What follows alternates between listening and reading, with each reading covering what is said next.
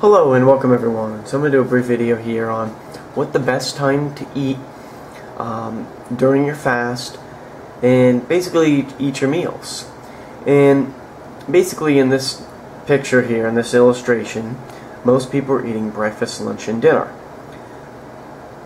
The problem with this is that even if you're eating a carrot, this raises insulin levels. It doesn't matter what you eat, every time you eat it raises insulin levels. And obviously if you're eating food that is a lot worse than a carrot, it's going to be even worse on the body.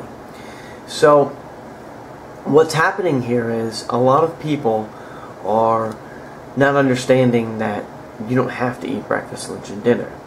You can slowly take what you were going to eat at breakfast, put this together with lunch, and then you can have a dinner all within a certain window of time. But what is that window of time?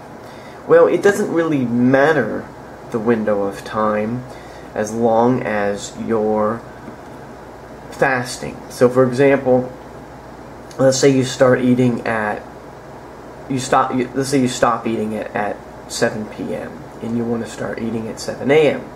That's a 12-hour fast. So you're eating basically breakfast, lunch, and dinner, what most people are doing within a 12-hour window. What if you went ahead and reduced that and you did an entire month of basically fasting where you're consuming all of those meals, basically a breakfast, lunch, and dinner, but you're not really eating breakfast, lunch, and dinner. You're putting it in a window of time. But then you can basically lower that window of time, and now you're fasting for 16 hours. And then you go up to 18 hours where you're only basically eating in a 6-hour window, and you do this for an entire month. It's consistency. So remember, consistency is much better than the actual time that you start. So if you're eating this in your fasting window and you're fasting, let's say even 22 hours a day, and you're eating in a 2-hour window, and this is what you're eating a bunch of these, you know, sandwiches, basically is what I want to call it, breakfast, but you're putting it all in a 2-hour window, you're not going to get the true benefits of intermittent fasting. You're going to get some benefits for obviously fasting, but you're not going to get everything that you need. You need to be eating this when you're breaking your fast. So it doesn't really matter, once again, the time of day that you start fasting. The length of the fast is the most important, and it's what you eat during your fast and the consistency. So remember, if you're doing a month straight of intermittent fasting, it's going to be a lot better than doing 2 days of a longer fast. Keep that in mind.